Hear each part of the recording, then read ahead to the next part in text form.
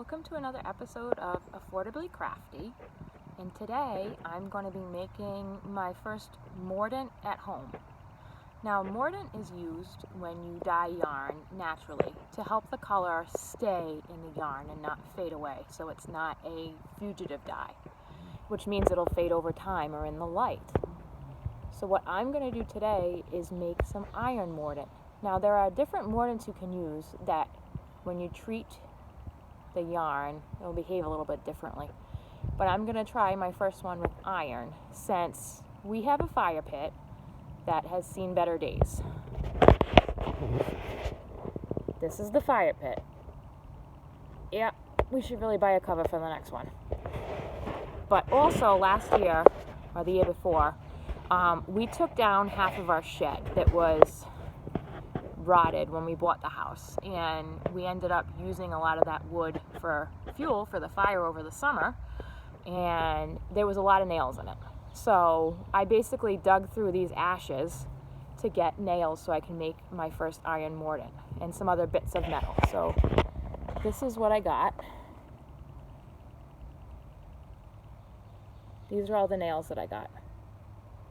So I'm gonna make a mordant with it. So I didn't have a huge container, so I am going to use 2 of this size mason jars. It's got to be something that has a tight lid.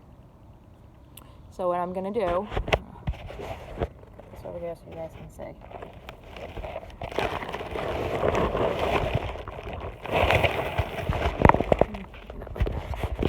Like this. There we go. So what I'm going to do is I'm going to take some of this rusty stuff and put it in my jar. I'm going to try and make 2 jars of it, just because I don't have a huge one. So I'm just going to evenly divide what I have up. And it's nails, it's little pieces of cardboard staples that we had.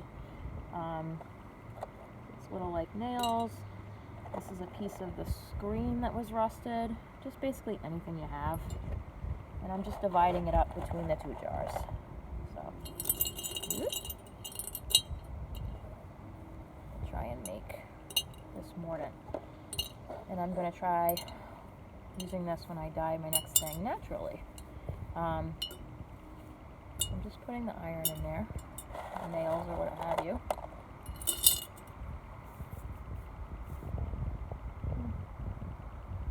Let's see how much is in there.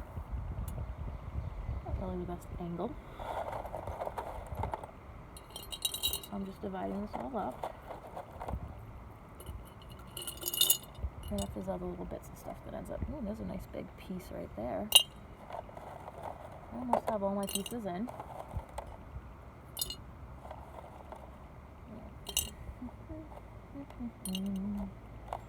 Have any of you guys ever used an iron mordant before or made them yourself? I'm hoping this works out, because this was stuff I could use on hand since we're all stuck at home. Make something that has a very low cost to me. I already had these jars. Alright, so that's everything in there.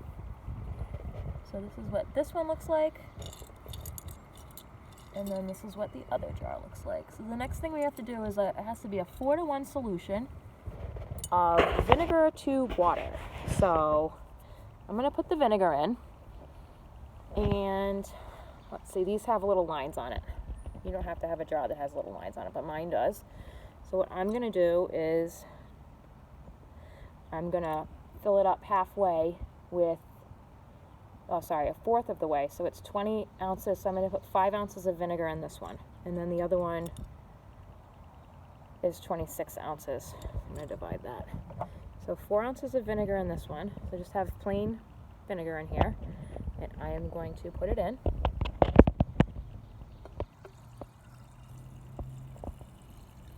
5 ounces of vinegar in that one. So you see I put it in there and it's already starting to cloud up. And then my other jar, this one, I'm going to put a little bit more than 5 ounces since this one's a little bigger. So let me turn it to ounces and not the old rest of the world measurement. I'm putting that in. And now what I'm going to do is I'm going to top this off with water. I just have plain old tap water here, and I am going to put water in this thing. Glug, glug, glug. And I'm going to make sure I leave a little bit of room on top, because it's going to bubble up and stuff, I think. The reaction of the vinegar and the water. Glug, glug, glug.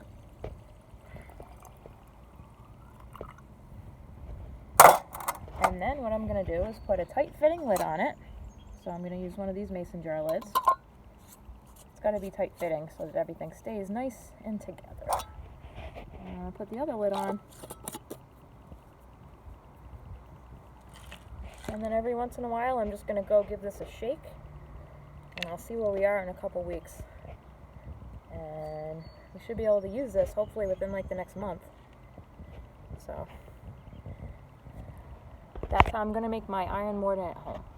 So, you know, subscribe. I do a lot of fiber-related activities and also some other crafting stuff. And try and loop you guys in on tips, tricks, and affordable ways that you can stay crafty at home. So, like this video and share and subscribe. Thanks. Have a great day. Bye.